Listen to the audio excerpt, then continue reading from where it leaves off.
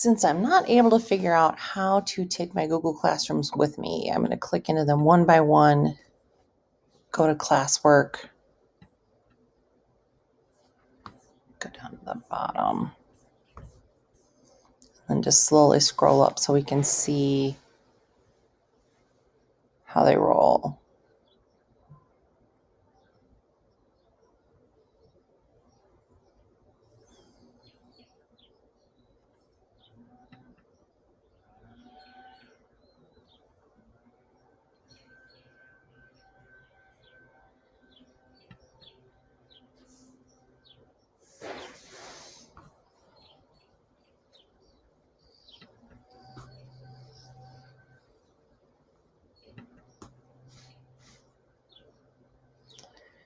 As I got better at this, I realized I needed to put the directions right into the post right here.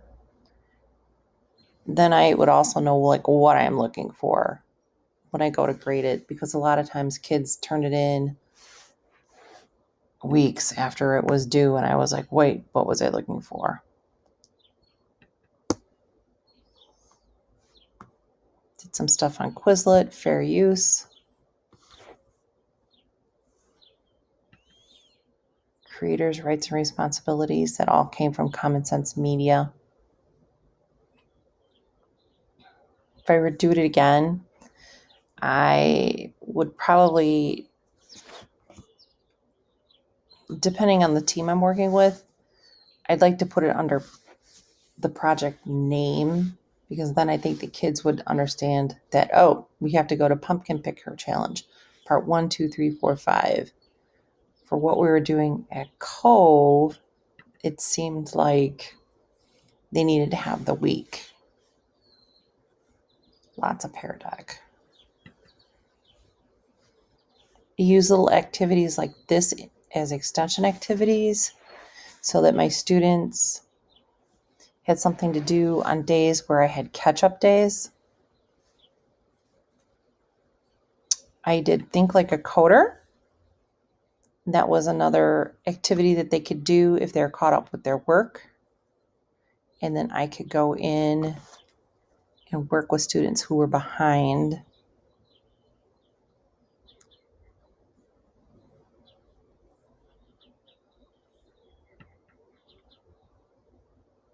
Different things, creating a zoo, trying to just keep them motivated to want to work was hard.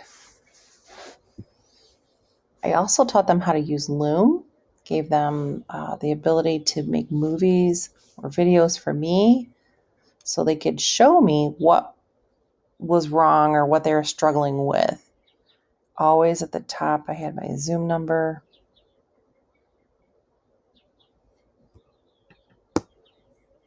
With coding, I found that it was super helpful to do the coding puzzles and then record it so that students who had problems with the coding could follow my think along process.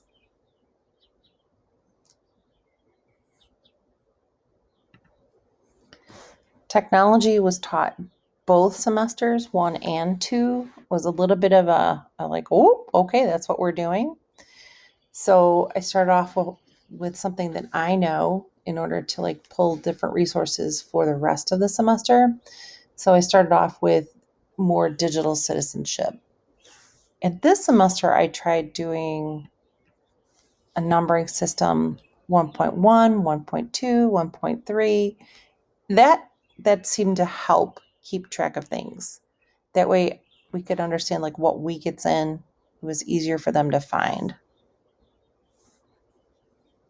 Again, adding in catch-up days, different videos. Toy Theater was a very cool option for them to use if they finished their work.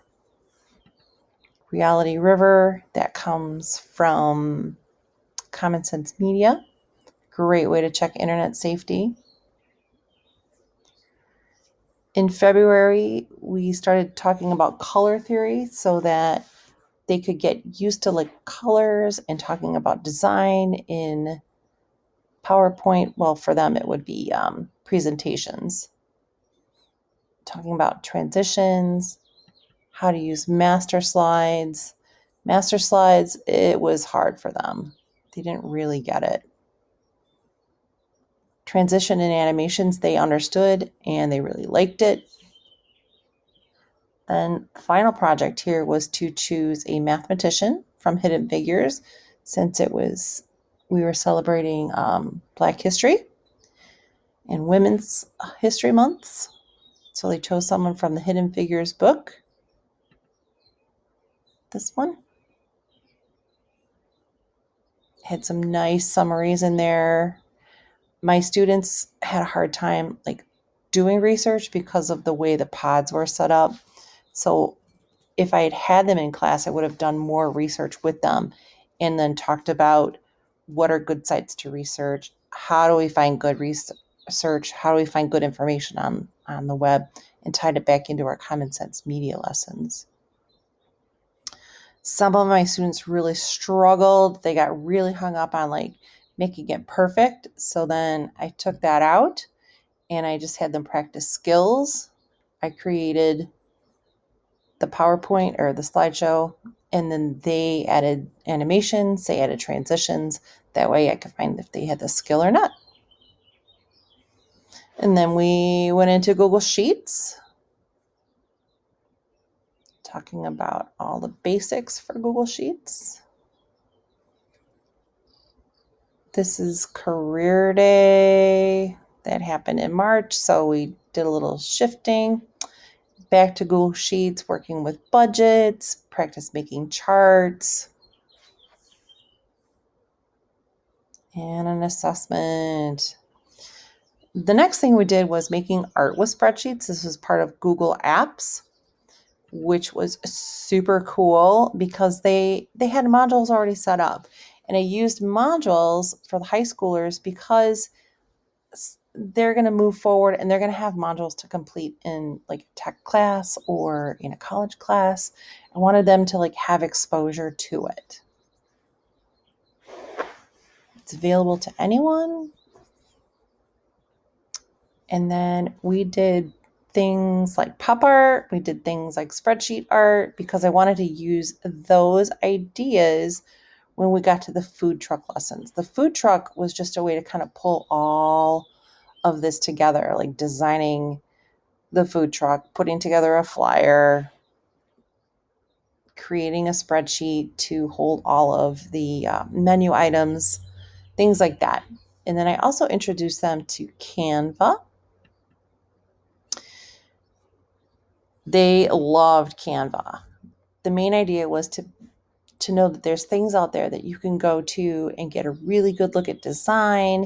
You can pick something out and turn it into something that belongs to you. Okay. So then we are wrapping up with the final. And in my finals, I do a hands-on portion typically.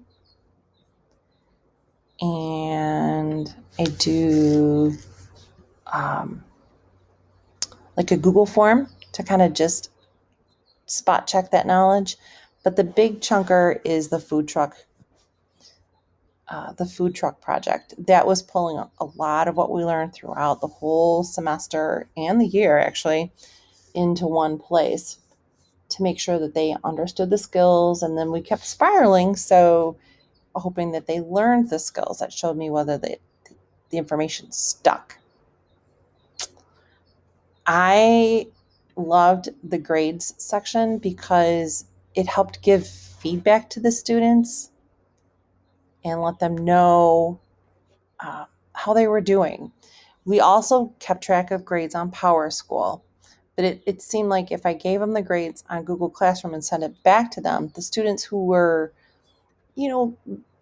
tech school ready, getting ready for college, they understood how to use their Gmail and they would redo their assignments and send them back to me, which I loved because then I knew that they were trying to understand the concept.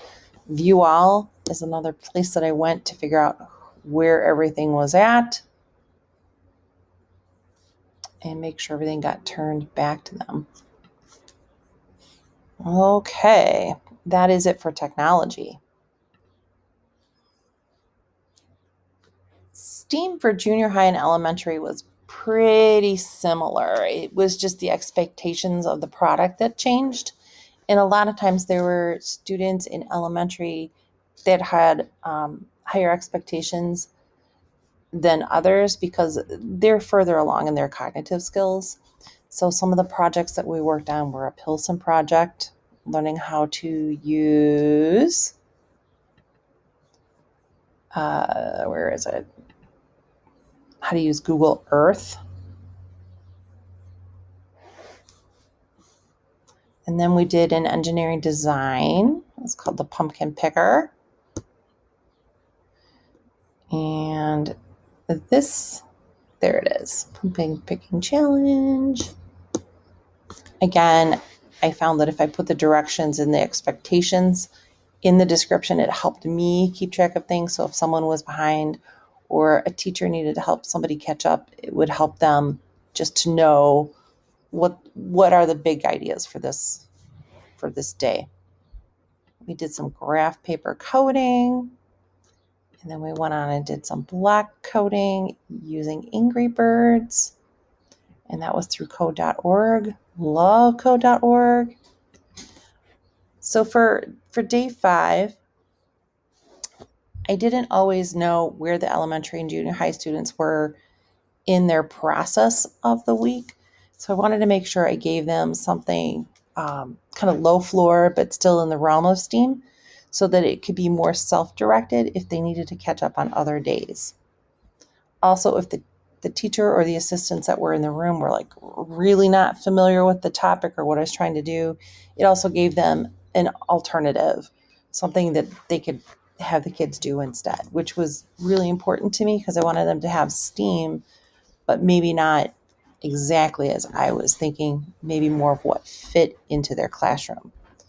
Then we did some digital citizenship for Media Balance, hour of code. In elementary, taught 6th graders how to use their new passwords. And then we did some cross-curricular. I took on the Earth Day topic so that the teachers did not have to plan anything for Earth Day. Even though we do celebrate Earth Day, it was done through STEAM. And at the end of the year, there's always so much going on, and I never know like who's being pulled to be tested. Are they going to be there? Is there a last minute vacation or something? So what I did is I took some Pear Deck activities that were out there for people teaching remotely, and I turned them into little modules for the classrooms. At that time, we also had Grandparents' Day going on. So if they were finished, they could do bits and bricks. They could do the Legos coding. And I also gave them different white bakery bags so they could color those in so it could give out the seed balls.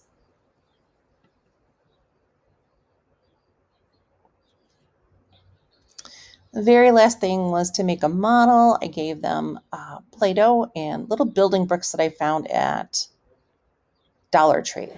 So that I know they love Play-Doh and I know that they love bricks. It was just a way to keep them creating and designing and making things and using their hands. And that is it for my classes. As I said, junior high is very similar to elementary. Archiving these back out so they're not up there for students. If you have questions, you can always give me a holler.